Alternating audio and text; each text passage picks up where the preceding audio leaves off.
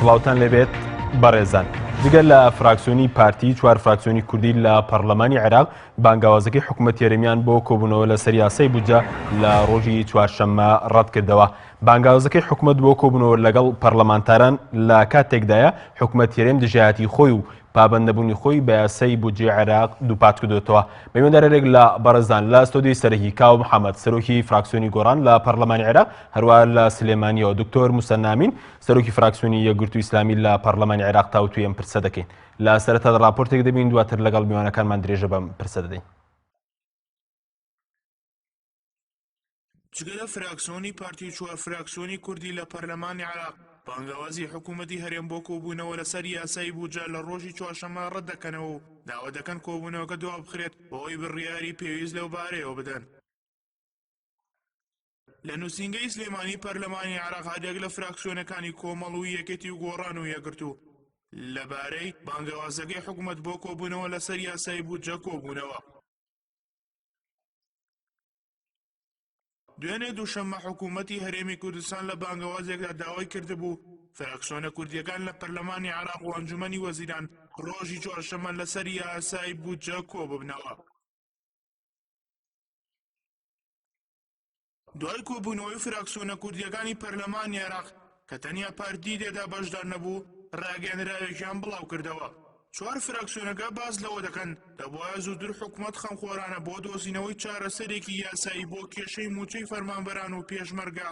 وەفدی ڕەوانەی بەغدا کردبا و لەگەڵ نوێنەرانی کورد کۆبوونەوەی ئەنجام دابا. سەبارەت بە داواکاریەکانی حکوومەتیش بۆ ئەنجامدانی کۆبوونەوە لە ڕۆژی چوارشەممە چوار فراکسیۆنەکە ئەویان خستە ڕوو ئەم کۆبوونەوە پێویستی بە ماوەیەکی گونجاوە بار لە کاتی ئەنجامدانی فراکسیۆنەکان ئاگادار بکرێنەوە و بە هاوبەشی کارنامە دابنرێت و کاتی پێویست بۆ پەرلەمانتاران تەرخان بکرێت بۆی وردەکاری بودجە بۆ حکوومەت ڕوون بکەنەوە.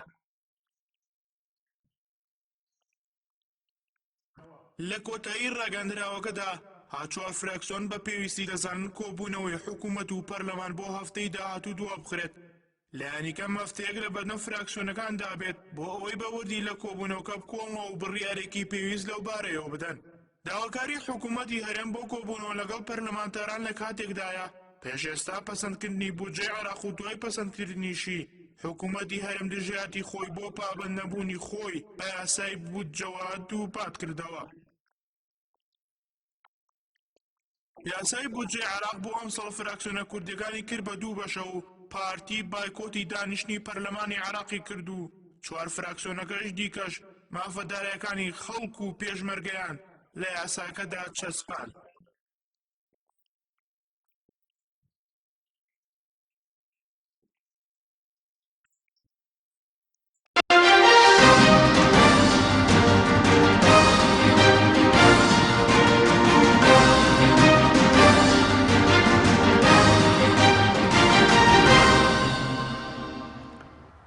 دووبارە سڵاوتان لەبێت بەڕێزان، سوپاس بۆ میوانەکانمان بەخێر بن کاکاواگر لە بەڕێستانەوە دەست پێ بکەین. سەرەتا بۆچی ئەمڕۆ کۆبوونەوەی چوار فراکسیۆنی کوردی بوو؟ ئێمە 5 فراکسیۆنی کوردیمان لە پەرلەمانی عێراقی. زۆر سپاس، سڵاوم بۆ هاوڕێی بەڕێزم کاک دکتۆر موسەنا، بۆ بینەرانی کەناڵی پێیان، بۆ ئێوە. ڕاستەکەی ئەوەی کە ئێستا لە ئەوەی کە پەیوەندی بە بودجەوە هەیە لە پەرلەمانی عێراق ڕوویدا، فراکسیۆنە کوردستانەکان هەندێک جار باس لەوە دەکەن کە یەکڕێزی فراکسیۆنە کوردستانەکان تێکچۆ من پێم وایە ئەمە تەوسیفێکی هەڵەیە. لەبەرەوەی لە جێگەی خۆشحاڵیە ئێمە لە 5 فراکسیۆن 4 فراکسیۆن هاودەنگ و هاوڕا بووین و خاوەنی پرۆژە بووین و خەمخۆری ژیان و گوزەرانی موچەخۆرانی هەرێم بووین بۆ ئەوەی بتوانین لە یاسای بودجەی ساڵی 2017 عێراقدا شتێک گۆڕانکاریێک بکەین کە لە خزمەتی خەڵکی هەرێمی کوردستاندا بێ و لە خزمەتی هێزی پێشمەرگەی کوردستاندا بێ. فراکسیۆنی پارتی دیموکراتی کوردستان هەر ئەو جارە بە تەنها نەکەوتەوە. من حەز دەکەم ئەوە ڕوون بکەمەوە کە ئەمە چوارەمین جارە کە فراکسیۆنی پارتی تووشی شکست دەبێ و چوارەمین جارە کە لە یەکڕیزی فراکسیۆنە کوردستانەکان دەچێتە دەرەوە. جارێکیان لەسەر مەسەلەی دەنگدان لەسەر سەحبی سیقە لە ئەسید نجەفی پارێزگاری مووسڵ تەنها لە ناو فراکسیۆنە کوردستانەکان ئەوان دەنجان بە مانەوەی ئەسید نوزێفیدا و دواتر شکستیان هێنا. ئەسید نوزێفی متمانەی لێسەندرایەوە. لە مەسەلەی وەزیری بەرگری عێراق خالد العوبێدی دیسانەوە لە ناو فراکسیۆنە کوردستانەکان تەنها ئەوان دەنجان بە مانەوەی خالد العوبێدی داوە شکستیان هێنا و سحبی سقە لە خالد العوبەیدی کراوە لە مەسەلەی هوشار زێباری و سحبی سقە دیسانەوە هەر تەنها خۆیانمانەوە پشتیوانیان لە مانەوەی کاک هوشار زێباری کرد و دیسانەوە چوار فراکسیۆنەکەی تر لەگەڵ نەبوون و سحبی سقە لە کاک هوشار زێباری سەدراوە ئەمە چوارەمین جارە لە مەسەلەی بودجەش کە بەرژەوەندی خەڵکی کوردستان لەوە دابوو گۆڕانکاری بکرێت هەر چوارمان ساحبی پرۆژە بووین پارتی دیموکراتی کوردستان و فراکسیۆنەکەیان تاقە پرۆژەیەکیان هەبوو ئەویش ئەوە بۆ ڕێگری لە پرۆژەکانی ئێمە بکەن لەبەرەوەوان لە بەرژەوەندی خەڵکدا نەبوو کە لە پرۆژەکەی و باشتر نەبوو بۆ خەڵک کامیان ئەو پرۆژەی کە دەڵێت تاکە پرۆژیانەوە بوو کە ڕێگری هیچ پرۆژیان نەبوو ینی ئێمە لە سەرتاوە پێمان گوتن ینی ئێمە مەسەرەن وەکو فراکسیۆنی گۆڕان پرۆژەمان هەبوو فراکسیۆنی یەکێتی برادرانی فراکسیۆنی یەکگرت و هی کۆمەڵ برادرانی فراکسیۆنی کۆمەڵ هەمومان ینی خەمی ئەوەمان بوو کە شتێک بۆ خەڵکی هەرێمی کوردستان بکەین ئەمە 3 ساڵە خەڵکی هەرێمی کوردستان لەم دۆخە دژوارەدا دەژی و بەردەوام ڕۆژ بە ڕۆژیش خراپتر دەبێت ینی تاکەی ینی ئێمە ئەوەی کە حکوومەتی هەرێمی کوردستان ئەوەی کە پەیوەندی بە ئیتفاقە کۆنەکە و یاساکانی بوو ساڵانی 2015 هەیە هەمومان تاقی کردەوە حکوومەتی هەرێمی کوردستان حەیە لە سەڵات دەڵێ بە خەڵک دەڵێ لە سەرزاری وەزیری سامانە سروشتەکان ڕایگەیان دەڵێ کاکە ملیۆنێک بەرمیل نەوت هەناردە بکەین بەرمیل نرخی بەرمینی نەوت بە $100 بێ ئێمە ناتوانین قەیرانی دارایی چارەسەر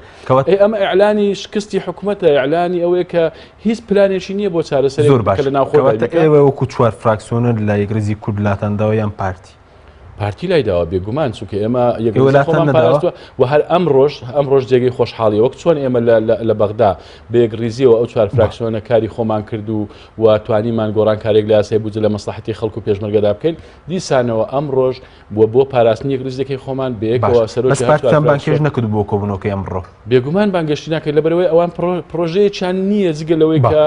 ڕێگری لە پرۆژەی ئێمە بکەن و بۆ ئەوەی ئەم یاسای حکوومەت جێبەجێ نەکا و ڕاشیان گەیاندەوە ئەوە نییە تەنها ینی ئێمە با بڵێن تەسەوڕێک لامان دروست بێ لەبەرەوە ئێمە بەیەک ڕیزیەوە ئەمڕۆ سەرۆکی هەر چوار فراکسیۆن کۆبووینەوە و ئەو ڕاگەاندراوە بەڵێ دواتر قسەی زیاتر لەسەر دەکەین ئەگەر بچینە لای کاک دکتۆر موسە کاک دکتۆر زۆر سوپاس بۆ بەشداریکردن لە بەرنامەکەماندا هۆکاری چیەکەی وەکو چوار فراکسیۆن ئەم بانگاوازەکەی حکوومەتتان بۆ کۆبوونەوە لە سپەی داڕەت کردەوەوە ئەو شێوازەی کە بێەوە گەشت و بانگاوازەکەی حکوومەت شێوازەکەی چۆن بوو ینی بە شێوەیەکی فەرمی بوو یاخود بە تەلەفۆن بوو چۆن بوو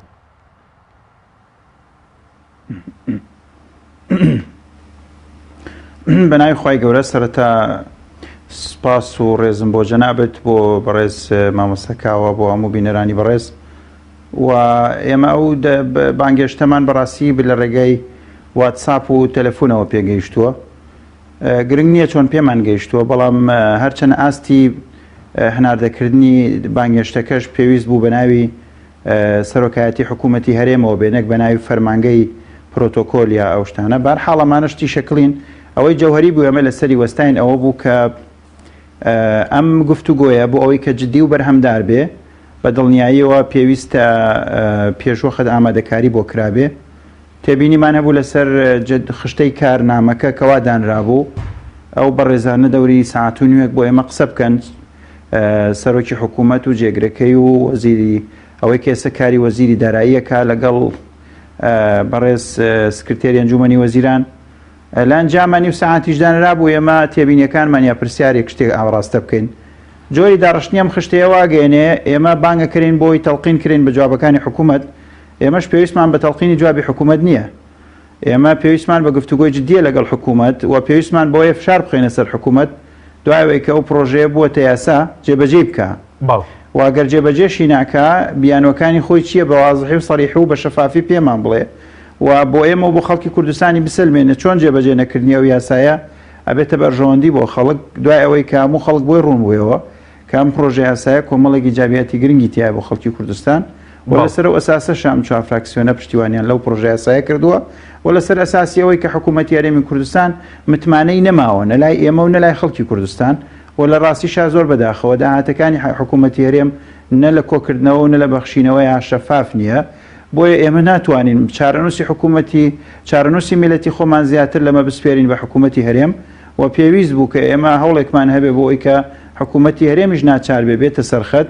و ئێستا ئەو بانگەشەیە کە بۆ ئێمەی کردووە ئەبێ جەوهرەکەی ئەوە بێ کە ئێمە ڕێ بکەوین نەک ئەو ئێمە تەڵقیم بکە لەسەرەوەی کە ئەو داتا و زانیارێنی کە هەموو جارێک ئێڵێ بە ئێمە و لە ڕاستیشا ئێمە خۆڵ ناگرێ متمانەمان پێ نییە. بەڵێ بەڵام کاکتۆر ساڵی ڕابردوو سەرجەم فراکسیۆنەکانیان تەڵقین نەکرد کە ساڵی ڕابردوو تیان ئەگەر نەوت سربەخۆ بفرۆشین ئێمە زیاتر لە بەغداد داهاتمان دەست دەکەوێت موچەی فەرمانبەران باش دەکرێت کە ساڵی ڕابردووش کۆبنەوەکی لەو شێوەتان کرد.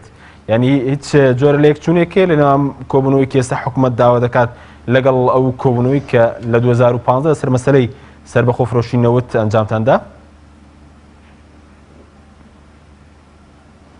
ئێمە بۆی کە وازح بێ پەیامەکەی ئێمە کۆبوونەوەمان لەگەڵ حکوومەت ڕەت نەکردوێتەوە. ساڵی پاریش کردومانە پێراریش کردومانە ئەوە ڕاستە و ئەو داتایانەی کە ئەو کاتەش پێمان درراوە ئێمە متمانەمان پێی نەبووە.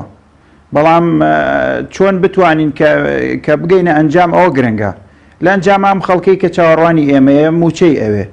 حتا یاساشی ناوێ یاساکە بۆ ئەوە نرخی هەیە کە موچە دابینکە بۆ خەڵک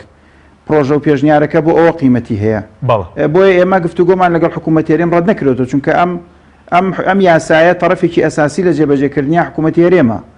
و ئەگەر حکوومەت هەرێم جێبەجێ نەکا یاساکە و پرۆژەکەی ئێمە بە هیچ دەرەچێ. لە نەتیجا ئێمە نامانەیە بە هیچ دەرچێت چکەوەی بەلای ئێمەوە گرنگە نەیحراجکردنی حکوومەتی هەرێمە نەشەڵ فرۆشتنە بە حکوومەتی هەرێم بەڵکو ناچارکردنی حکوومەتی هەرێمە کە تەسلیم بێ بە ئیرادەی خەڵک و بە مەسلحەتەکانی خەڵک و واز بێنە لەم گزیوشتەی کە هەیە لە ناو داهاتی ئەم وڵاتە و واز بێنە لەو پاشەکەوتی ئیجباری کە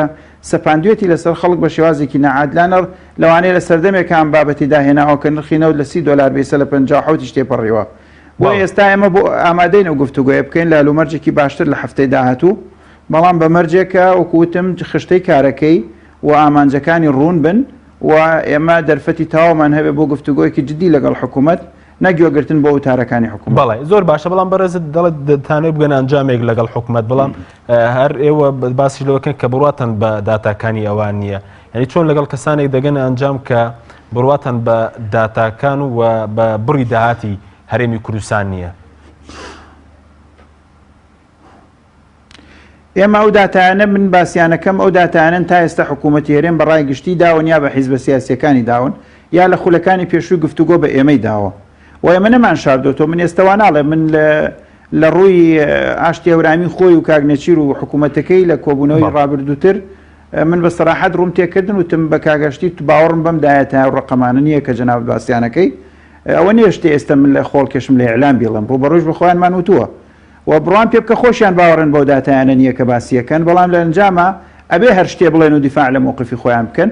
بەڵام مەرجی ئەم جارە بەڵکو داهاتەکان ینی ببوورە بەڵکو داتاکان بەو شێوەیە نەبن ئێمە پێشۆخت ناڵین داتاکان کە پێشکەشیەکەن هیچی ڕاز نییە بەڵام هیوادارین کە ئەم جارە داتای ڕاست پێشکەشکەن و فعلەن هەوڵی ئەو بدەن بە جددی چارەسەری کێشەی خەڵک بکەن نەوەک بیانەوێت تەنها ڕای خۆیان سەر بگرێ پاشان ئەم حکوومەتە گەر بە خەمی ئەم گفتوگۆیە بوو لەگەڵ پەرلەمانتاران ئەی باشە پێش لە دەرچوونی پرۆژە یاسایی بوجە و دەنگدان لەسەری لە 23 دەوە ئەم پرۆژە یاسایە نێراوە لە لژنەی داراییەوە بۆ حکوومەتی هەرێم بۆچی لە 23 دەوە تا ئێستا کە نەهاتۆتە سەرخەت تا ڕۆژی دەنگدان لە 56 دوانزە دەنگی لەسەر دراوە ینی زیاتر لە مانگونیەکی بەدەستەوە بووە بۆی کە ئەو گفتوگۆیە بکە. بەڵە سوپاس دەکەم دواتە گەڕێنەوە لای بەڕێستان دکتۆر کاکاویەوە لەگەڵ ئەم حکوومەتی هەرێم وەکو نوێنەرانی کورد ینی ئێستا مۆسن لە یاسای بوجە زۆر پێچەوانە یەکترن ئەو پێی وایە مەسەرەن ئەوی ئێوەی کە پەسەندتان کردو 4 فراکسیۆن دژی بەرژەوەندەکانی خەڵکی کوردستانە و پێی و پابەند نابێت و جێبەجێی ناکات ئەم کۆبوونەوەە بەرهەمیان دەبێت ینی بەڕاشکەویت لە دۆخی خەڵک دەگۆڕێت؟ وڵای ڕاستەکەی ئەوان کە دەڵێن ئەمە جێبەجێکردنی ئەم یاسایە لە بەرژەوەندی هەرێمی کوردستان دیە ئەمەوانە لە زەرری ئەوانە زەرریکی لە زەرری پارتیە بەڵام لە قازانجی خەڵکە بەڵێ لە زەرری پارتیە وە لەو منتەڵقەوە ئەوان ئەو قسەیە دەکەن کە دەڵێن ئێمە نەوتەکە سربەخۆ بفرۆشین باشترە بۆ ئێمە وە زیاترمان دەست دەکەوێت لەوەی کە بگەڕێنەوە بەغدا و تەسلیمی سۆمەی بکەین نەوتەکە و پارەکە لە بەغداوە بۆ من بێگومان ئەمە گەڕانەوە بۆ بەغدا لە قازانجی خەڵقە لە زەرری پارتیە مانەوەی نەوت بەسەر بەخۆ فرۆشتن بەو شێوە ناشەفافی و نادامەزراوەیە و بەو شێوەی کە تاڵان فرۆشی دەکرێت بێگومان لە بەرژەوەندی پارتی و لە زەرری خەڵکەوە و تەجروبە سەلماندویەتی کاک حەچیم ینی ئێستا ئێمە لە بیدایەتی ساڵی 2014ەوە بەدەست نەبوونی موچەوە دەناڵێنین و تا ئێستا ئێمە وا 2016 تەواو دەکەین ئەمە 3 ساڵە ئەم حکوومەتی هەرێمە یەک پلانی نەبووە بۆ چاکسازیەک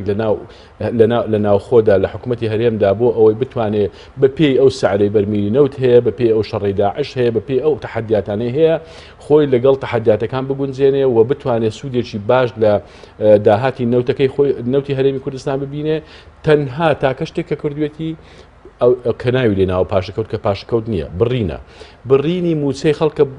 بۆ ڕبع موچە و نیوە موچە هیچی تری نەکردووە ئەویش لەسەر حسابی خەڵک بووە ئەویشی لە کاتی خۆیدا پێ نەدراوە و نادرێەوە ئەوە هیچ ئومێدێکیشی بە خەڵک نەداوە کە بۆ نمونە بڵێمە ماوەی 6 مانجی تردا یانەوە تا لە ئەگەر سعرینەوە بگاتە فلان نرخ ئێمە دەتوانین ئەمە چارەسەر بکەین لەبەرەوەی ئێستا ئەوەی لە بەردەم حکوومەتی هەرێمە ئەوە نیە دوو بژاردە هەبێ جێبەجێ بکە و جێبەجێ نەکە کە جێبەجێ نەکە ئەم دۆخی ئێستاە ینی بەدیلێکی نییە ئەگەر بەدیلی هەبوایە لە ماوەی 3 ساڵدا دەیکرد و ئەمڕۆ هەمومان دەستخۆشیمان لێرە کرد و خەڵک لەو دۆخەدا نەدەبوو کە ئێستا کردنانی پارەی نییە بۆ شیری مناڵەکەی بیکڕێ ئەی تاکە بەدیل چی ئێستا تاکە بەدیلەوەی بگەڕێتەوە بەغدا ئێمە لە بەیاننامەکەی ئەو ڕۆژمان باسمان کردووە ئێمە ئامادەنین بچین جارێکی تریژ وەکو کۆبنەوەکانی تری ڕابرد و دابنیشین کۆمەڵێ بەرپرسی فاشل بێن یان کۆمەڵێ با بڵێن مستەشاری فاشل بێن دەستمان پێ بڵێنەوە دەستمان پێ بڵێنەوە کۆمەڵی داتامان پێ بڵێن ئەگەر ئەو داتانەی ئەوان هێندە بە ئیسیفادە بوو هێندە وردن دەیانتوانی لە خزمەتی چاکردنی دۆخی هەرێمی کوردستان سەرپی بکەن ئەگەر ئەو بەرپرسانە هێندە خەمخۆری خەڵک بوون دەبوایە وەزعی هەرێمی کوردستان ئەمڕۆوانە بوایە یان ئەوە تا ئەگەر ئەوان هێندە پەرۆشی ئەوەن لە بودجەدا شتێک بۆ هەرێمی کوردستان بکرێ و ئێمە نەمان کردەوە ئەوان بەتەواو بیکەن خۆزگە وەفدیان دەنات بۆ بەغدا من حەزەکەم بڵێم با خەڵکی کوردستانیش بزانێ کە ئەو کاتانەی پرۆژه یاسا کاک دکتۆر موسەناش شایەتی ئەوم بۆ دەکەت کە پرۆژه یاسای بودجە لە حکوومەتەوە دێت بۆ پەرلەمان هەموو ساڵێک هەموو پارێزگارەکان هەموو وەزیرەکان هەر یەکە و دێت هەوڵی ئەوە دەدا زۆرترین پارە بۆ وەزارەتەکەی پەیوەندی بە لیژنەکانەوە دەکە پارە بۆ وەزارەتەکەی بۆ پارێزگاکەی دابین بکە شەڕ لەسەر ئەوە دەکا حکوومەتی هەرێمی کوردستان لە کاتێکدا خەڵک لەم دۆخە دژوارەدایە لە هەموو عێراق ئێستا بەستەنها خەڵکی هەرێمی کوردستان لە مۆزعا خراپە ئابوووریەدایە کە ڕبع موچەونی و موچەشی لە کاتی خۆیدا پێ نادرێەوە دۆخەشی دژواردا دەژی کەچی ئەم بەرپرسان کە بەرپرس نین نەهاتن وەفدێک بنێرن بۆ بەغدا کەچی بەدرەنگەوە لە خەوی قوڵی خۆیاندا بە ئاگا دێن و ئینجا دەڵێن ئێمە پابەن نابین جارێک دەڵێن داوا لە پەرلەمانتارانی کورد دەکەن بگەڕێنەوە هەولێر ئێمە بچینەوە واز لە پەرلەمان و مناقەشاتی موازنە بێنین و بگەڕێنەوە هەولێر بۆ ئەوەی گوێ لە هەندێ زانیاری بگرین کە هیچ ئیسیفادەیەکی نەبووە جگە لە زەرەر بۆ هەرێمی کوردستان و شکست لە دوای شکستی چنیوەتەوە لەبەرەوە حکوومەتی هەرێم من ئەوەی کەلەوی دەخێنمەوە پێم وایە حکوومەتی هەرێم مەبەستی نییە ئەم یاسایە جێبەجێ بکە و باشترین دلیلی ژەوەیە هەر ئەو ڕۆژێ ئێمە پێش پەسەندکردنی یاساکە هەرچی ئەو پرسیارانی لێ ئێمە کراوە چ لە ئاستی میدیایی بێ چ لە ئاستی ئەفراد بێ چ لە ئاستی گروپ بێ کە لە ئێمەیان کردووە باشە ئێوە پێتان وایە پارتی ئەمە جێبەجێ بکە ئێوە پێتان وایە حکوومەت پابەند بێ هەتا ئێستاش دەبێت پرسیاری سەرۆکی ئەم ڕۆی خەڵک ئەوەیە ئەم گومانە لە چیەوە هاتووە لەوە هاتووە کە پارتی کە تەحکومی بە مەلەفی نەوت و دارایی لە هەرێمی کوردستاندا کردووە بە ناشەفافی بە نادامەزراوەی ئامادە نەبووە و ئامادە نابێ ئەمە بکات چونکە وەکو گوتم ئێستا ئەم هەرێمە نەوتی ئەم هەرێمەی هەموو فرۆشتووە و هەمومانی بە قوربانی کۆمەڵی کۆمپانیا کردووە ئەیەکێتی هیچ ڕۆڵی نییە لەم پرسەدا یەکێتی دەتوانێت ڕۆڵ ببینێت لە جێبەجێکردنی یاساکەدا بێگومان و پێم وایە ئێستا کە فراکسیۆنەکەیان دەورێکی باڵایان بینی لە بێکەوە ئەو چوار فراکسیۆنە توانیمان ئەم گۆڕانکارانە بکەین کە هیوادارە مەگەر فرسەت و باسی بکەین کە هەم لەوەی موچە کە دەتوانین بڵێن کە لە قازانجی خەڵکی هەرێمی کوردستاندایە و هەم ئەوەی پێشمەرگە شتێکمان کردووە بڕگەیەکمان خستۆتە ناو یاساکە کە پێمان وایە لە ساڵی 2023 تا ئێستا شتیوە نەکراوە کە لە خزمەتی پێشمەرگە دواتر قسەی لەسەر دەکەین کاک تۆرەگەر بگرن و لای بەڕێستان سەبارەت بەوەی کە ئێستا ئایا پارتی ینی هەموو دژایەتی هۆکاری دژایەتی پارتی و حکوومەتی هەرێم بۆ ئێوە ڕوون بۆتەوە لەبەر بەرژەوەندی خەڵکە یاخود هۆکارەکەی چییە ینی بە تاوەتیەوەی کێوە لەگەڵیان دانیش یاخود لە پەرلەمان ینی بۆچی ئەوان دژایەتی دەکەن ینی هۆکارەکەی چییە؟ بە قەنەعەتی منی شەر بەرژەوەندی کۆمەڵێک بەرپرس و کۆمپانیایە کە سوودمەندن و بانقا کە سوودمەندە لە هەناردەکردنی سربەخۆی نەوت و پاشان کاتێکە نەوت ڕاستەوخۆ لە هەرێمەوە هەنارداکرێ تا ئێستا داهاتەکەی وە ژمارەی فرۆشراوی و داهاتەکانی شەفاف نەبوون لەبەرەوە بە ئاسانی گزیتیا کراوە و لە بەرژەوەندی تایبەتی بەکارهێنراوە لە بەرژەوەندی کۆمپانیا و بانقی تایبەت بەکارهێنراوە کاتی ئەم نەوتە ڕادستی بەغدا کرێ بێگومان ژمارەی فرۆشتنی نەوتەکە شەفافترە بێ و داهاتەکەشی کە لە بەغداوە گەڕێتەوە بۆ خەڵکی کوردستان بێگومان ئەویش شەفافە بێ و خەڵک ئەزانێت چەندێک داهات لە بەغداوە دێ و بەداخەوەش کە حکوومەتی هەرێم وا لە ئێماکە کە نوێنەرانی کورد لە بەغدا ئەوەندەی متمانەمان بە داتاکانی بەغدا بێ ئەوەندە متمانەمان بە داتاکانی کوردستان نەبێ ئەمە بۆ خۆی کارەساتێکە کە ئەندامانی ئەنجومەنی نوێنەران کە نوێنەری کوردن هەوڵی ئەوە بدەن کە داهات لە دەست حکوومەتەکەی خۆیان بسێنەوە و لە شوێنێکی ترەوە دابینی بکەن ئەمە بۆ خۆی کارەساتێکی گەورە و پاشەکشەیەکی گەورەیە بەڵام کێ بەرپرسیارە لەمە ئەم شەرمەزاریان بە دڵنیاییەوە حکوومەتی هەرێم لێ بەرپرسیار ئەو حکوومەتەی کە وەکو مامۆستاکاوەژ ئاماژەی پێکرد یعنی بە 40 ڕۆژ جارێ ڕوبعموچەیەک گەربی دایانەیدا و لە ئەنجامی شاخۆی بە پرسیار نازانێ لە جیاتیەوەش ئومێد بخاتە بەرچاوی خەڵک ئاشتێورامی لە هەولێرەوە هاوارەکە ئاڵێ بگاتە $100 هەر بەرمیلێکی نەوت و ملیۆنێکیش بفرۆشین تازە ئەم مشکلە و قەیرانانە چارەسەر نابن ئەجاگەر ئێمە بوومێکی ئاومان هەبێ بەم شێوەیە بخوێنێ بۆ ئەم خەڵکە ئیترە بێ مەملەکەتەکەمان خراپ بێ ئێمە بەداخەوە بەم شێوەیە ئەم وڵاتە بڕێوە برێ ئێمە ناچار بووین ئەوە بکەینە ژینا لە خۆشیمان نیە ئێمە کاتی خۆی هەموو هێزە سیاسی کوردستانیەکان پشتیوانی ئەویان کرد کە نەوتی هەرێم سربەخۆ بفرۆشرێ بەڵام بە شەرتی شەفافیەتی داهاتی و دروستکردنی سندوقی نیشتیمانی بۆ داهاتەکانی و ئاگاداربوونی هەموو حیزبە سیاسیەکان لەو پرۆسەیە بەڵام بەداخەوە ئەو پرۆسەی ئەنجام درا بەبێ ئەوەی هیچ حیزبێکی سیاسی ئەگای لێبێ بەبێ ئەوەی سندوقی هەبێ بۆ داهاتی نەوت بەبێ ئەوەی ئەسڵەن وەزارەتی داراییش خۆی بزانێ داهاتی ئەو نەوتە چەنەوە بەبێ ئەوەی بچێتەوە بۆ بانقێکی حکومیە چێتەوە بۆ بانقێکی ئەهلی و هەموو کۆمپانیانەشی کە کاری تیاکەن بە بیانیەکانیشەوە خەڵکی ناوخۆتیانە شەریکن و بۆیە هەموو گرێبەستەکانی ناشەفافن زۆربەی نایاساین بەڵام ئەمە وای کردووە یعنی کە ئەو بێ ئومێدیە دروست بێ لە ئەنجامە نوێنەرانی کورد پەنا بۆ ئەو بەرن کە بە یاسایەکی عێراقی حکوومەتی هەرێم ناچارکەن کە کەمێک لە داهاتەکانی زۆر باشە بەس کاکتۆر بەرز وتە دەگەر ئێمە نەوتەکە لە ڕێگەی بەغدادەوە هەناردە بکەین بۆچی شەفافترە ینی بۆچی دەزیەکە ینی کەمتر دەبێتەوە لە داهاتەکەی طبعا منوتم شەفافتر ئەبێ واتە بە 100% شەفاف نابێ بۆچی چونکە ڕۆژانە نەوت لە بۆرسەیەکی جیهانی ئەفرۆشرێ و شەریکەی سۆمۆ کە کۆمپانیای بازارکردنی نەوتی عێراقا ڕۆژانە داتا ئاخاتە ناو ڕاگەاندنەکان ئەخاتە ناو تۆڕی کۆمەڵایەت ببوو لە تۆڕەکانی ئینتەرنێت و هەموو کەسێک گەربیەوێ توانێت لەو بوارە پەیوەندیدار بێت توانێت و داتایانە وەرگێ بەڵام حکوومەتی هەرێم هیچ وەختێک زانیاری تەواوی نەداوە لەسەرەوەی کە چەندێک هەنارداکە جگەلەوەی کە ئەوەی هەنارداکرێت لە ڕێگەی زەویشەوە یا لە ڕێگەی بۆری تایبەتەوە کەم نییە ئەوەی ئەدرێ بە پاڵاوگەکانی ناوخۆ دووبارە هەم شەفافەتی پێویستی تیانە و زۆر جار سەرژمێریش ناکرێت لەگەڵ ئەو نەوتەی کە ئەفرۆشرێکە ئەوش بۆ خۆی بەرمیلەوە ئەفرۆشرێ چ بە پاڵاوگەکانی ناوخۆ بن چی هەناردەکردنی دەرەوە بن لە کۆی ئەم پرۆسەیە ناشەفافە و یاساییە و سوودمەندی تایبەت و کۆمپانیای تایبەتی تایە وار لەبەرەوەشە من قەناعەتم وایە حکوومەتی هەرێم سوورە لەسەرەوەی ئەو داهاتە خۆی بە ناشەفافی تەسەڕۆفی پێوە بکە نەتەسلیم بە حکوومەتی بەغدای بکە و نەتەسلیم بە خەڵکی کوردستانیشی بکە زۆر باشە بەڵام بەڕێز حکوومەتی لەو جۆرەت بینیوە کە مەسەن لەنە ناوخۆ کێشەی موچە چارەسەر بکات نە لەگەڵەوەشدای مەسەن لە ڕێی بەغداوە چارەسەر بکە یعنی هاوڵاتی مەسەلەن لەم نێوەندەدا چی بکات ینی هاوڵاتی پێویستە فشار بکە بێگومان وەکو پرسیارەکەی پێشووتریش ئاماژەت پێکرد پێویستە فشار لە یەکێتیش بکرێ وەکو پارتی چونکە هەردووکیان شەریکی ئەم پرۆسە سیاسیەن لە دەرهێنانی نەوت و سەرەتای دەستپێکردنی نەوتەوە تا ئەمڕۆ هەردوو حیزب شەریکن لەو پرۆسەیەوە بە بڕیاری هەردوو حیزب ئەم کارانە جێبەجێکرێەوە هەموو پرۆسی سیاسی لە نێو ئەندوو حیزبە سەردەمێ بە 50-50 یا بە شێوازێکی تری جیاواز لەبەرەوە برادرانی یەکێتیشە بێت تحملی مەسئولیەتی ئەخلاقی و تاریخی خۆیان بکەن مەسئولیەتەکان تەنها بە هەڵوێستی فراکسیۆنەکان لە بەغدا کۆتایی پێ نایە بەڵکو ئەوە سەرەتایەکی باشە بۆ ئەوەی کە حیزبەکەشیان هەڵوێستی خۆی هەبێ باشە قوبات تاڵەبانیش وەکو کاگنێچیر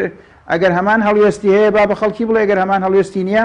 پێویستە ئەویش هەڵوێستێکی جیاوازی هەبێ و پێویستە یەکێتی توانەکانی خۆی بخاتە گەڕ لە بەرژەوەندی خەڵکی کوردستان ئەگەر ئێوێ وەکو پارتی نەبێ ئەگەر وەکو پارتیشە سیاسەتەکانی وازح بێ لەگەڵ خەڵک بڵێ ئێمە پارتی جیاوازێکمانی هەردووکمان بەیەکەوە سیاسەتە پەیڕەویەکەین. باش کاکتۆر بەڕێزت دەڵێت مەسئولیەتی یەکێتی بۆەوەندە دەرناچێتە ناو فراکسیۆنەکەی مەسەلەن بەشداری بکات لەم دەنگدانە ئەی مەسئولیەتی ئێوە وەکو سێزەکەی تر وەکو یەکگرتوو کۆمەڵ گۆڕان یعنی مەسئولیەتەکەتان هەر ئەوەندەیە کە ئێوەش لە پەرلەمان یعنی ئەمە یاساتان جێبەجێ کرد ئەی لە کوردستان مەسئولیەتی ئێوەش چییە مەسەلەن؟ نامەسئولێتی هەموو حیزبە سیاسیەکان لەو ڕۆژەوە دەست پێکا کەم یاسای ئیقرار کراوە ئەوەی کە کراوە مەسئولێتی فراکسیۆنەکان و ئەندامانی پەرلەمان بوو بەڵام ئەوەی کە ماوە مەسئولێتی هەموو حیزبە سیاسیەکانە و مەسئولێتی ئێمەشە بێگومان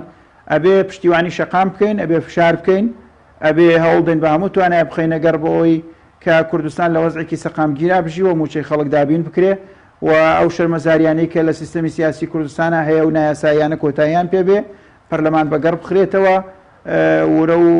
تەوژمێ بگەڕێتەوە بۆ بازاڕەکان داهاتی خەڵک شەفاف کرێ ئەمە مەسئولێتێکی تاریخی هەموو حیزبە سیاسیەکان هەر کەس بەپێی توانای خۆی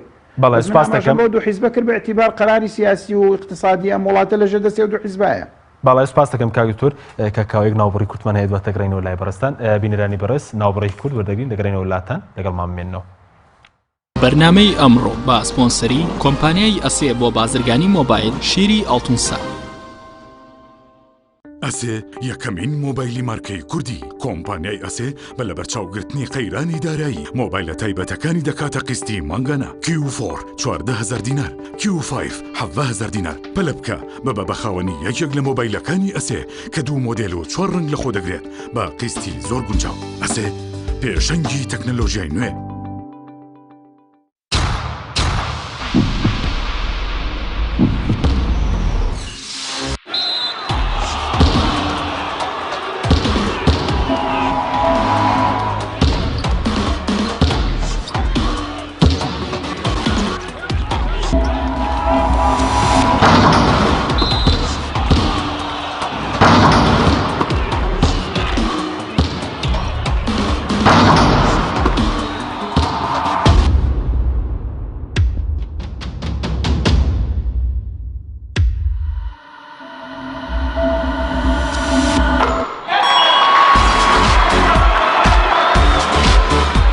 سەرکەوتنە گەورەیە تەنها شیری وشکی ئەڵتونسای تەمێکی ڕاستەقینە و 100% سروشتی نۆشی کەو هەمیشە بە بەهێزی بمێنەرەوە. کاتە نییە بچیتە بازار بۆ کڕینی پێداویستی ئەلکترۆنیەکان وەک هەمیشە کۆمپانیای ئەسێ خزمەتگوزاری نوێی بۆ ئامادەکردوون. ئێستا دەتوانیت لە ڕێگەی ئینتەرنێتەوە سەرجەم ئامێرەکانی کۆمپانیای ئەسێ بکڕی و هەموو جۆرە کارتێکی موبایل و ئینتەرنێت بەدەست بخەیت. ئێمە بۆتان دەگەێنینە ماڵ و شوێنی کارەکانتان لە ڕێگای کارتی ئەسێەوە ئەبیتە بەشداربووی سەرەکی ئەم خزمەتگوزاریە. لە $25 زیاتر پێداویستی بکڕە و کرێ گواستنەوەکەت لەسەر کۆمپانیا دەبێت. ئەسێ پێشەنگی تەکنەلۆژیای نوێ.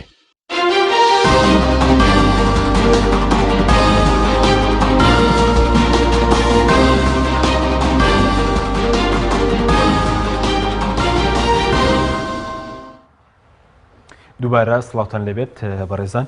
کە کاوە گربینە سەر ئەوەی کەەوە وەکۆ 4 فراکسیۆنە بۆ خەڵکی کوردستانتان کردووە ینی چیە سە بۆ نمونە مەسعود بارزانی هەشتی مانک ڕاگەندراوێک بڵاوەوە بەرگەی پێشمەرگەوەی کە بۆ پێشمەرگە کردوتانە ڕوون نییە یاخودەوەی کە مەسەلەن بۆ فەرمانبەرانتان کردووە ینی چییە بە دیاری کراوی. وڵاهی سەرەتا حەزەکەم بڵێم ئەگەر کاک مەسعود بارزانی کە زۆر جار دەڵێ شانازی بە پێشمەرگبوونی خۆم دەکەم و خۆی بە پارێزەری پێشمەرگە و ماپەکانی دەزانێ حەزەکەمەوە بڵێم ئەگەر ئەو خەمی پێشمەرگەی وایە دەبواە بێت بۆ بەغدا بۆ ئەوەی شەڕ لەسەر بەشە بودجەی پێشمەرگە بکات لە ناو یاساکە کەسی تر هاتووە لە عێراقیەکان بۆ نمونە من بە نمونە دەهێنمەوە کە یاسای حەشتی شعبی پرۆژە یاسای حەشتی شعبی بابنەن مقتەرح یاسای حەشتی شعبی لەناو پەرلەمان بوو سید عمار الحەکیم سەرۆکی تەحالفی وەتەنی بۆ خۆی هاتە ناو پەرلەمان بۆ ئەوەی بتوانێت ئەم یاسایە تێپەڕێنرێ و امتیازات و موچەی حەشتی شعبی دابین بکە. بەڵام ئەم خەمخۆریەمان نە لە کاک مەسعود بارزانی نە لە وەزارەتی پێشمەرگەی هەرێمی کوردستانەوە نەدیت خەمی ئەویان نەبوو هیچ پرۆژەیەکیان نەبوو و ئەوەی لە پێشمەرگە بەدی هاتووە حەز دەکەمەوە بڵێم لە ساڵانی ڕابردوودا من بە موازنەی ساڵانی ڕابردوودا هەموو دایچوومەتەوە کە بڕگەیەک هەبووە دەڵێ پێویستە سەرۆکوەزیرانی عێراق لەگەڵ سەرۆکوەزیرانی هەرێمی کوردستان ڕێککەوتنێک بکەن بۆ نەفەقاتی پێشمەرگە و دواتر حکوومەتی عراق سلفا بنێرێ بۆ پێشمەرگە تا یاسایەک دەردەکرێت بۆ ئەوەی ئەمە ڕێک بخە هیچ ڕێکەوتنێکیان نەکردووە ئەمە بەشێکی زۆری دەکەوێتە ئەستۆی سەرۆکوەزیرانی هەرێمی کوردستان کە خۆتان دەزانن کاک نەسیروان بارزانی لە کۆتایی ساڵی 1990ەکانەوە لە 1999ەوە تا ئێستا 2 ساڵەکەی کاک دکتۆر بەرهەمی لێ دەرچێ سەرۆکوەزیران بۆ بە درێژایی ئەو هەموو ساڵە کە 15 ساڵ دەکات و هیچ کاتێک هەنگاوێکی نەناوە بۆ ئەوەی موچەی پێشمەرگە دابین بکرێت نەفقاتی پێشمەرگە دابین بکرێت ئەویش سەبەبی ئەوە بوو یەکێک لە خاڵەکانەوە بە ژمارەی پێشمەرگە ئەو ژمارە خەیاڵی تەقدیمیان دەکرد کە جارەوە بوو دەڕۆیش بۆ 200,000 پێشمەرگە کە ئەوان داوایان دەکرد کە ڕقمێکی معقول بەقەدر ئەوەی کە تۆ 4 میلیۆن ئەو کاتە با بڵێن 4 میلیۆن و 4 میلیۆن کەس نفوسە وە نەکراوە باش دوای ئەوە لە یاساکانی تردا کە ئەوەی جێگیر کراوە کە کاگوشار زێباری با بڵێن وەزیری دارایی بۆ نێردراوە لە ئەنجومەنی وەزیران موافقە کراوە شتێک بوو کە تەسبیت کراوە دەڵێ ڕێژەیەک لە با بڵێن بودجەی هێزی وشکانی وەزارەتی دیفاعی عراقی بۆ هێزی پێشمەرگە تەرخان بکرێ بە پێی کەسافەی سوکانی چڕی دانیشتوان بە پێی وەزارەتی تەختیتی عراقی چڕی دانیشتوانی هەرێمی کوردستان 12.6 بودجەی هێزی وشکانی دیفاعی عراقی 306 میلیارد دینارە لەو 306 میلیارد دینارە تەنها 38 میلیارد دینار بەر پێشمەرگە کەوتووە ئەوەش نێردراوە بۆ پێشمەرگە تا مانجی 6 ساڵی ڕابردوو تا ئەو کاتی حکوومەتی هەرێم نەوتی سەربەخۆ فرۆشتووە لەگەڵ نەوتی کەرکووک باشە دوای ئەوە ئێمە پرۆژەکە کە کۆمەڵی تەڕەح بوو لەسەر مەسەلەی پێشمەرگە یەکێک لە تەڕحەکانەوە بوو کە لە 17 بێ لە 17 کە گوتمان لە بودجەی هێزی وشکانی تەرخان بکرێت لە 12.6 بەرز بکرێتەوە ئەو هاتە ناو پەرلەمان دەنجی نەهێنا دەنجی پێنەدرا کە دەنجی پێنەدرا هەر لە ناو ئەو کاتە بوو کە فراکسیۆنی پارتی کردیان بە مزایدە و هات و هاوار و چونە دەرەوە ئێمە 4 فراکسیۆنەکەی تر لە ناو جلسەی پەرلەمان ماینەوە و شەڕمان لەسەر بودجەی پێشمەرگە کرد تا لە ئەنجامی مفاوەزات هەر لە ناو جلسەی پەرلەمان لە ناو هۆڵەکە گەیشتینە ئەوەی سیغەیەکی باشترمان دۆزیەوە سیغەکە چییە دەڵێ ڕێژەیەک لە بودجەی هێزی وشکانی عراقی بۆ پێشمەرگە هێزی پێشمەرگە تەرخان دەکرێت وەکو بەشێک لە مەنزومەی دیفاعی عراقی بە مەرجێک موچەی پێشمەرگە دابین بکات موزەی پێشمەرگە دابین بکات بەڵام بە پێی هەندێک جەدوەل کە لە بینی وەزارەتی پێشمەرگە لەگەڵ قیادەی عامی قواتی مسلحە ڕێک دەکەون لەسەری ئەوان طبعا هێنایان کە على اساس بموافقة قائد عام قوات مسلحة أو ما قبول نكر بلان بو بتنسيق للجاتي وزارة الدفاع بو بقيادة عام قوات مسلحة لقل وزارة البيشمركة برقة كرونا أو كرونية موقفي هري حكومتي هريم وزارة البيشمركة يعني وزارة البيشمركة أجر ما بس تبي أم برقة زي بزي بكرة لها ساكة كالخدمة البيشمركة دايا دتواني بتصير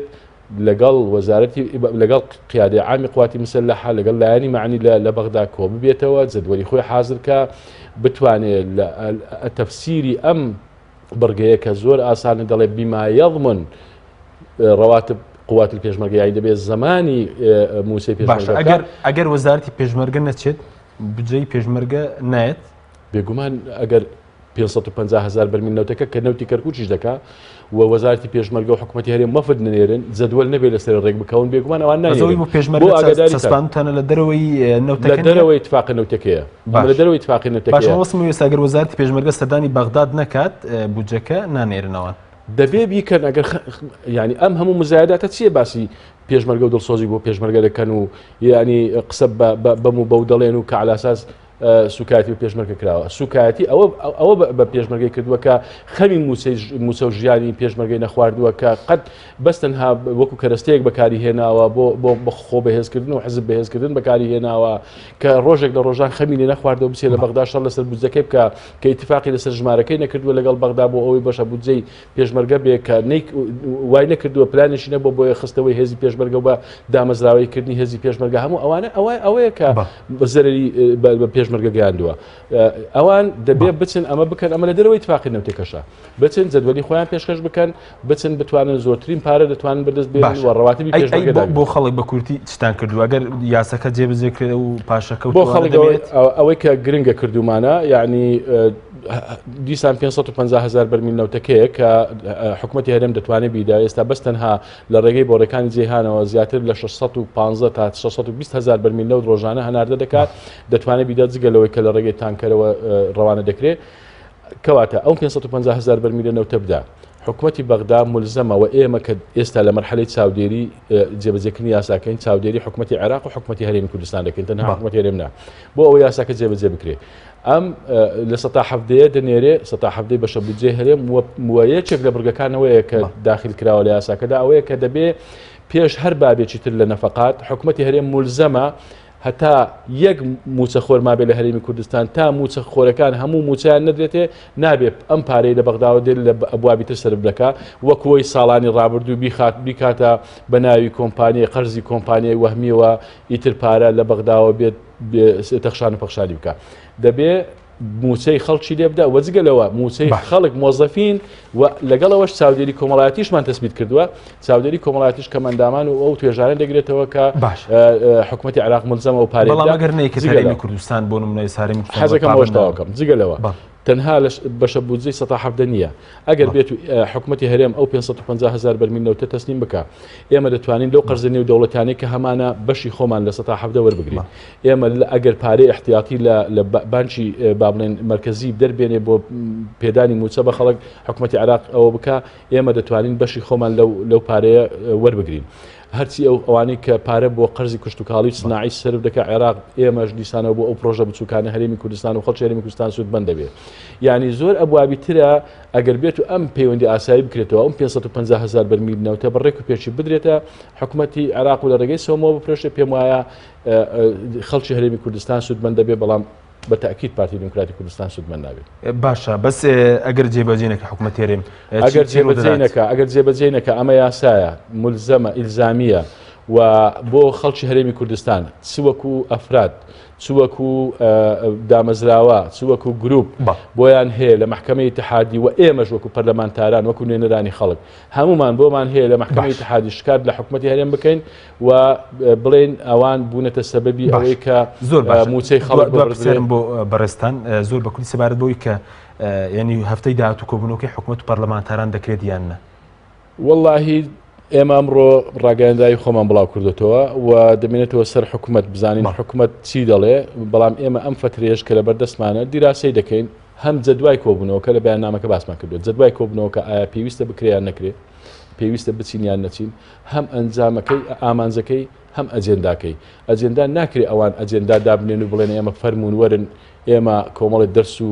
محازەرەمان هەیە بێ ئەوەی دەڵێنەوە ئەجێندا بەڕاستی دەبێت بە مشتەرەکی دابدرێت و ئێمە دەچین ڕوونکردنەوە بەوان دەدەین و دەبێت ئەوان جێبگرن و ئێمە قسەکەری سەرەکی بین دواتر ئەگەر بەشداری بکەین ینی ئەوتان قبوڵی تەناگوێگەر بن نەخێر دوایی جگەلەوە حکومەتی ساڵی ڕابردوو شەر ئەوە نەبوو یانی هیچ بەڵێنێکیان جێبەجێکێت ساڵی ڕابردوو هەر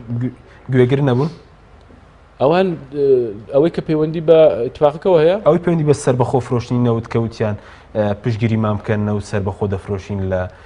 کاتی خۆی کە مەسەلەی سەر بەخۆ فرۆشتی نەوت ئەوە بوو کە وەکو کاک دکتۆر موسە ناباسی کرد بە شەرتی ئەوە بڕیاردرا نەوت سەر بەخۆ فرۆشتێک کە بە دامەزراوەی بکرێت وەک سندوقی داهاتە نەوتەکان دروست بکرێت و ڕێگەیان لە هەموو گرنەگەەوە پەرلەمانیشان پەخست و ئەوەی هەرچی چاودێریە لەسەر ئەم ناشەفافێتەوە ئەم تاڵان فرۆشەی نەوت نەمێنێ و ئەو دۆخە دروست بێت کە خۆمان دەزانین سپاس دەکەم کاکەوزە و سپاس بۆ ئامادەبوونتان کاک دکتۆر گەر بگرێم و لای بەڕێستان سەبارەت بە مەسەلەی ئەگەر کۆبوونەوەکە بکرێت کۆبوونەوەی حکوومەت و ئێوە بەڕێستان چ پرسیارێکتان دەبێت لە سەرۆکی حکوومەت و ئاشتی هەورامی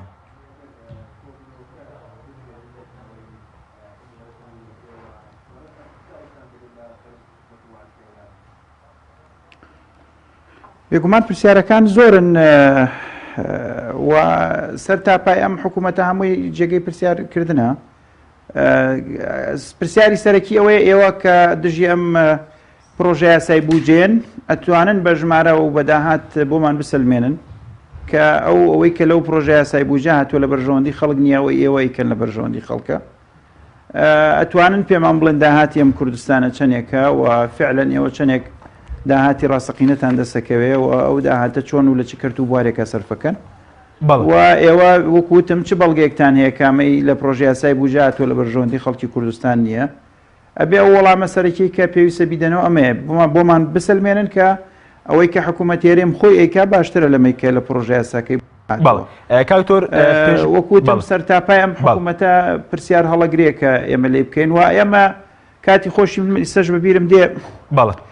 یەکێ لەو شتە گرنگانەی کە ئەو کاتە من و ڕوژانم لەگەڵ سەرۆکوەزیران پێم وتم ئەگەر ئەم خەڵکەی ئەو کاتەژەر خەڵکی مامۆستایان خۆپشاندانیانە کرد بۆ موچە کە دوا کەوت ئەو کاتە پاشەکەوت ناکرا بەس دوا کەوت پێم وتم ئەگەر ئەم خەڵکە دووشتی هەبێ ئەم خۆپشاندانە ناکە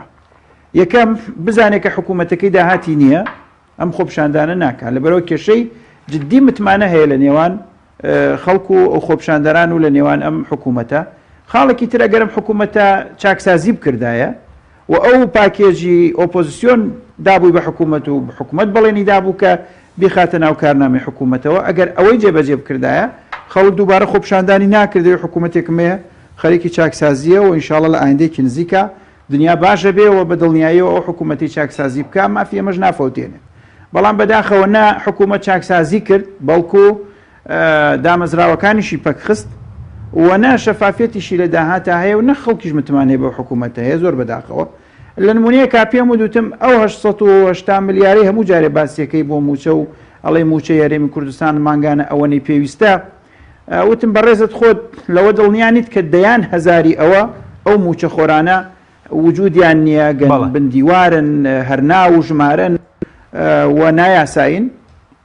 اعترافی کرد وتی بەڵێ وایە زۆرێکی لای ئێمەیە زۆرێکی لای یەکێتیە و ئەو کاتە بە تعبیرەکەی خۆی ڕووی کردە لە کاک ڕێباز وتی هەندێکشی بە ئەسەری ڕەجعی لای گۆڕانە وەرن بە هەمومان پێکەوە چاکیکەین جاوتم ئێمە بە تۆڵین چاکی کە تۆ ژەڵی وەرن بەوان چاکیکەین و لە نەتیجاڵی مەکتەب سیاسیەکان نەزان ڕێگەم نادەن و لە نەتیجا ئەوەی کە هەیە چاکسازی ناکرێ وەختێ لیستی موچەش پاکسازی و چاکسازی تیان نەکرا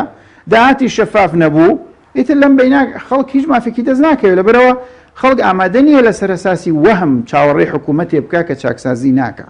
و حکوومەتێک کە داهاتەکانی شەفاف نین و حکوومەتێک کە بە شێوازێکی یعنی نایاسایی هەندێک جاگرێ بە سینەوتی کردووە و بە نایاساییش ئەچێتە گیرفان و بەرژەوەندێن دێ لە کۆمپانیەکانەوە بەڵێ زۆر باش لە ڕاستی ئەم حکوومەتە یعنی پێویستی بە چاکسازێکی ڕیشەیی هەیە بە تایبەتیش ئەگەر ئێوە کێشەی موچە هەلکە ئەو 1,400,000 کەس باوەڕی پێ ناکە خۆشیان باوەڕیان پێیان نییە و خۆشیان چاک ئەزانن کە دەیان هەزاری گەندەڵیە بندیوارە یا هەر ژمارەیە ئەسڵن کاتی خۆی ژمارەیەکیان لە چەند ساڵێ بەر لە ئێستاداوە بە حکوومەتی اتحادی 682,000 موظف ئێستا ئەوە بۆتە ماڵ بەڵام ئێستا باسە 1,400,000 ینی لە کاتێکە ئێمە زانین دانیشتوانی هەرێم چەندێکە و معقولە ئەو هەموو ڕێژێ لە موچە خۆران لە وڵاتە هەبێ دوای ئەوە یعنی ئێستا بنمونە بڵێن وەزارەتی کاروباری کۆمەڵایەتی کۆمەڵێکی زۆر موچەخۆری نایاسایی لا بردو لە لیستی موچە بەڵام یەکێک لە بەرپرسەکانی دەسەڵاتی حتا لای برادرانی ئێرە وتبووی لە هەولێر بیبڕە لێرە بۆیان دانێنەوە یعنی ئیرادێکی حەقیقی نییە بۆ چاکسازی و ئیرادێکی حەقیقی نییە بۆ پاکسازی لیستی موچە و ئیرادێکی حەقیقیش نییە بۆ شەفافیت لە داهات و دەرخستنی و داهاتانی کە ئەم وڵاتە هەیەی لە ناچانیە ئەمە دروست بووە کە لە نەتیجە ئەمە دروست بووە کە ئێمای بینین خەڵک پرۆسی پەروەردە نەما پەرلەمان نەما سەرۆک نەما یعنی بازار نەما گەنج ڕۆیشت و خۆی خستاوە و خۆی خنکان کۆمەڵێکی زۆر لاو تووشی بێ ئومێدی بوون خەڵکێکی زۆر کە ئومێدی بە خوێندن و گەشە سەندن هەبوو وازی لە خوێندن هێناوە چۆ لە بازاری شایشی دەست ناکەوێ و بێنانی و بێکارێکی زۆر بێ ئومێدێکی زۆر لە ئەنجامی ئەمەشەوە هەزاران کێشەی کۆمەڵایەتی جیابوونەوەی خێزان شەڕ و ئاژاوە دزی و تاڵانی دەرکەوتنی مادەی هۆشبەر هەزاران کارەساتی تریشی ئەوەی لێ قەوماوە لێ دروست بووە و بەردەوامیش ئەمە وەکو تۆپەڵە بەفرێک کە گلە بێتەوە و بەردەوام گەورە بێ زۆر بەداخەوە ئەگەر بێت و حکوومەت و ئەم حیزبە سیاسیانە هەمویان پێکەوە و هەمومان پێکەوە موقفێکی جدیمان لەم گلێربوونەوەی ئەم تۆپەڵە بەفرە نەبێ ئەوە من قەناعەتم وایە کوردستانمان ڕاماڵێ هەموو خەونەکانمان بەربادەکە و لە نەتیجا کە ئەبێ ئێکی هەبێت تحملی ئەم مەسئولیت زۆر باش کاکتۆر لەسەر مەسەلەی جێبەجێکردنی یاساکە ینی کە حکوومەت دەڵێت جێبەجێ ناکەم ئەم یاسایە ینی ئێستا ئەگەر مەسەلەن پارتی و یەکێتیش کە بەڕێزوتت پێویست هەردووکیان یاساکە جێبەجێ بکەن جێبەجێیان نەکرد ئەرکی هێزەکانی تر چییە ینی دەبێت چی بکەن؟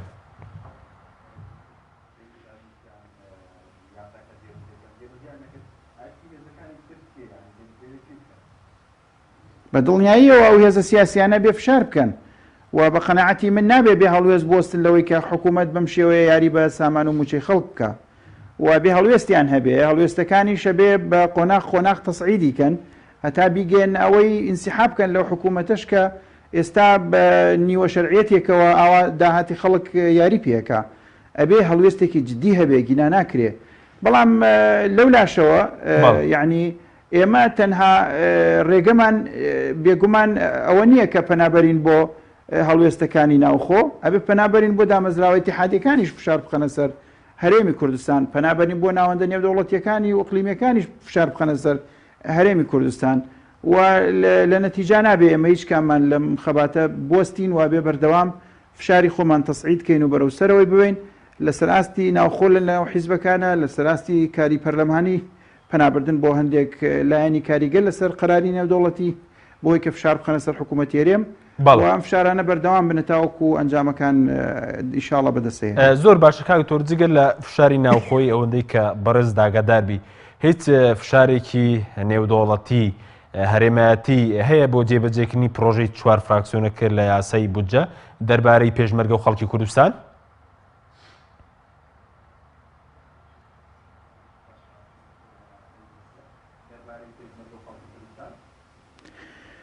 من وەکو ئەندامی لیژنەی پەیوەندیەکانی دەرەوە لە پەرلەمانی عێراق یانی تەنها باسی جوهدی متەوازعی شەخصی خۆم بکەم من لە هەموو سەردانەکانی دەرەوە و بە تایبەتیش لە ئاخر جار کە لە کاتی ئەم مانگی دوانزەی وەختی دەنگدان لەسەر بوجێمە لە بەریتانیا وەفدێک بووین بۆ متابعی بەعزەئیش لەگەڵ ئەو لیژنانەی پەرلەمانی بەریتانی کە کۆبووینەتەوەیە لە سکۆتلەندا لە هەر شوێنێکی تر کە دەمان گەیشت بێ ئەم پەیامەمان ڕاگەاندووە بە ناوەندە نێودەوڵەتیانە کە خەباتی کورد خەونی کورد زۆر گەورەترە لە واقعی کە ئێستا هەیەی و کورد پێویستی بە پشتیوانی نێودەوڵەتی حەقیقی هەیە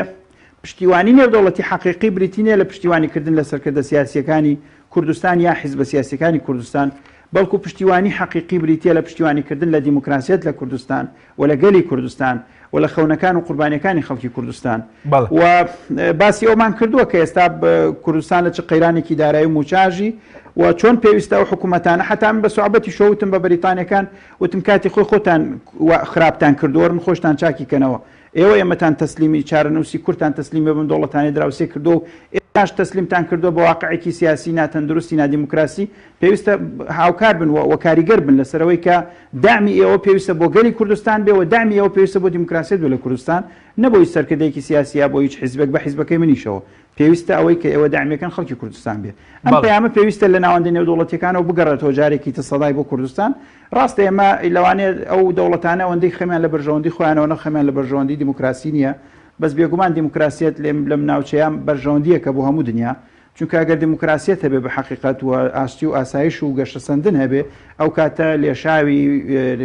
هیجرەی نایاسایی نامێنێ ئەو کاتە تیرۆر زەمینەی نامێنێ بێگومانەمەش بەرژەوەندیەکە بۆ دنیا بەڵێ زۆر باشە زۆر بە کورتی سەبارەت بە مەسەل پرسیارەکەم لەسەر مەسەلەی ئەمریکا و نەتەوەی یەکگرتووەکان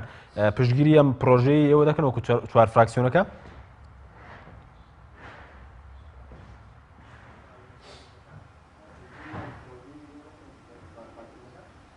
بە دڵنیاییەوە ئەوان پشتگیری لە هەموو یاسایەکەکەن کە بە شێوازێکی